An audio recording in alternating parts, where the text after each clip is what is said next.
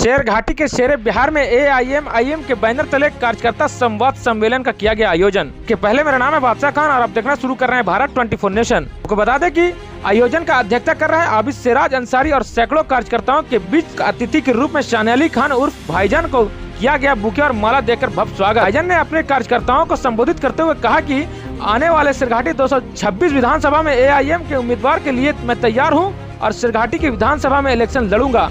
AIM party एक ऐसी party है जो कि हिंदू मुसलमान का भेदभाव खत्म कर भाईचारा के साथ इलेक्शन लड़ेगी।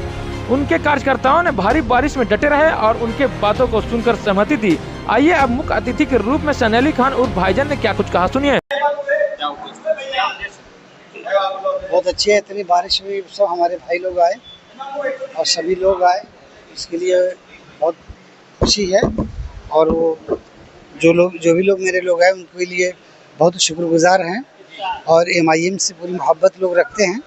इतनी बारिश में भी और इतने मतलब परेशानी में भी लोग यहाँ पहुँचे और हम लोग का हौसला अफजाई किया और MIM की मजबूती के लिए बड़े दिल से उत्साहित हैं लोग।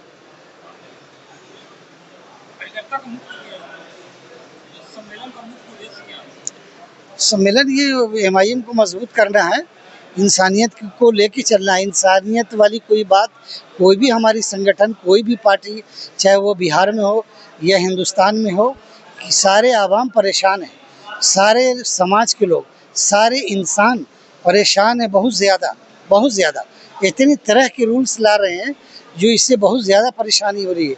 MIM पूरी इंसानियत की बात कर रही है और सारे लोग की हमदर्दी की बात कर रही है। और हमारे असदुद्दीन ओवैसी साहब ख़ास के और अकबरुद्दीन ओवैसी साहब, अख्तरुल ईमान साहब, आदिल हसन साहब, ये बड़ी प्यारी, बहुत प्यारा काम कर रहे हैं जो देश को MIM के लेवल से ये एक देश को बड़ी अच्छा काम हो रहा है। यदि आपकी पार्टी की सरकार बनती है तो जनता के लिए क्या बहुत जनता रिलैक्स महसूस करेगी और देखिएगा कि कितनी अच्छे एक इंसानियत और सारे समाज, ऑल मुस्लिम, ऑल दलित और जितने भी हिंदू मुस्लिम जितने भी लोग हैं, सबको कैसे ये पार्टी लेके चल रही है। इसको जब ऊपर वाला सत्ता में जब आने का ऐसा सौभाग्य मिलेगा तो यहाँ की जनता, यहाँ के आवाम और सारे लोग देखेंगे। अभी के सरकार में क्या आपको कमी दिख रही है आपकी पार्टी की? अरे भाई, तो क्या सरकार की क्या, पूरे आवाम से आप पूछ लीजिए ना। आप भी जो है मीडिया वाले तो इसी जगह के रहने वाले हैं। आप देखिए कितने लोग परेशान हैं, पूरे बिहार से, पूरे गया के लोगों से, पूरे हिंदुस्तान के लोगों से हैं। इसी को कहते हैं सरकार चलाना, ऐसी चलाई जाती है। जो इंसान परेशान है, किस चीज में परेशानी आपको हमको दिखता है। अरे आप पूछे रहे तो आपको नहीं लगता परेशानी? आप बताइए। अरे सारी चीज़ें परेशानी है, हर चीज़ में कहीं रिलीफ है आपको ट्रेन में देखिए, आपको इलेक्शन के टाइम में देखिए, आपको वोटिंग का देखिए, तरह तरह का बखेड़ा खड़ा हो रहा है। आपको वक्त बिल है, जितनी भी तरह की कितना बोला जाए, मैंने कोई भी आदमी रिलैक्स नहीं है। इंशाल्लाह उम्मीद है, देखिए ज़्यादा से ज़्यादा पे होगी तो डिसाइड करेंगे। और आपके बिहार के सब जो लोग हैं वो करेंगे, ओवैसी साहब करेंगे, अख्तरुल ईमान साहब करेंगे, आदिल हसन साहब करेंगे। जी, आज के बैठक का मुख्य उद्देश्य था कि पार्टी को बूथ लेवल तक मजबूत करना। हम 4 विधानसभा में, मगध के 4 विधानसभा में संगठन को बूथ स्तरीय मेहनत करने को प्रदेश अध्यक्ष अख्तरुल ईमान साहब ने कहा है और उसी के उद्देश्य से ये कार्यकर्ता संवाद सम्मेलन रखा गया था जो आज हुआ और बहुत अच्छा तरीके से हुआ और हर पूरे ज़िला के लोग आए और ये पैगाम जो हमारा जहाँ तक जाना था वो चला गया। और हम लोग हर हफ्ते, हर दिन पार्टी के लिए काम कर रहे हैं। पार्टी कैसे मजबूत हो, जिला स्तरीय पर, विधानसभा के हर एक बूथ तक मजलिस कैसे पहुंचे, उसके लिए काम कर रही है। चुनाव आयोग के जो नए कानून आए हैं जिसमें वोटर कार्ड सुधारा जा रहा है, क्या कहना चाहेंगे? वोटर कार्ड जो बनाया जा रहा है, नहीं तो ये एक तरह का NRC है और एनआरसी ये जो सरकार और इलेक्शन कमीशन दोनों की मिली भगत से जब अभी 3-4 महीना में यहाँ इलेक्शन है तो एनआरसी के तरह ये हर आदमी को परेशान करने का एक कानून लाया। और बताइए कितने लोग गांव देहात जंगल झाड़ में रहते हैं, पहाड़ पर रहते हैं, वो कहाँ से लाएंगे जन्म तिथि अपना।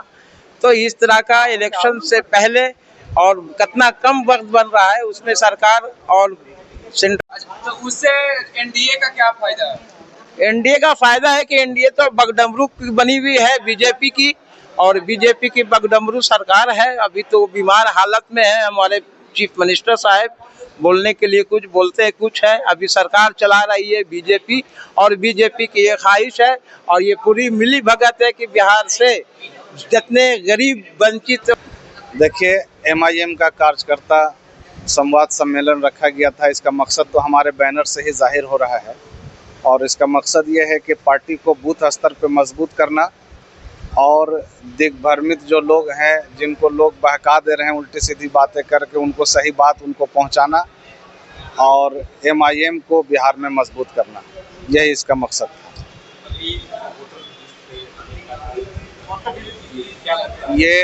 ये जो अभी जो वोटर का जो मामला आया है ये असंवैधानिक है। मैं इसको असंवैधानिक बोलता हूं, चूँकि ये काम राज्य का था, ये काम निर्वाचन आयोग का नहीं था।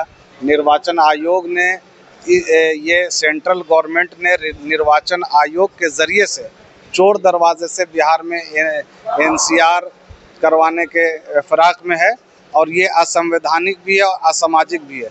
आपको बता दूं कि अभी इधर 10 सालों में 12 सालों में आधार कार्ड को लेकर के ऐसा होड़ मचाया हर जगह पर कि ऐसा लग रहा था कि आधार कार्ड के लिए ही हम पैदा हुए, और अब इस मामले में कह रहे हैं कि आधार कार्ड नहीं चलेगा। अभी हम 4 महीना पहले हमने एक नया वोटर लिस्ट बनवाया, उसमें कंपलसरी आधार कार्ड मांग रहे हैं, और अब ये कह रहे हैं कि आधार इसमें वैकल्पिक है, इसमें ऑप्शनल है, इसमें आधार की ज़रूरत नहीं है। जो लोग, अब चलिए ये तो हो गया दक्षिणी क्षेत्र बिहार का, जो हमारा उत्तरी क्षेत्र है, बाढ़ रहे ग्रसित जो क्षेत्र है, सीमांचल का जो इलाका है, वहाँ पे लोग कहाँ से कागजात देंगे। और ये सब बेवकूफ़ बनाने की बात है, उलझाने की बात है। एनआरसी करा रही है, असंवैधानिक है, इसका हम विरोध करते हैं। जी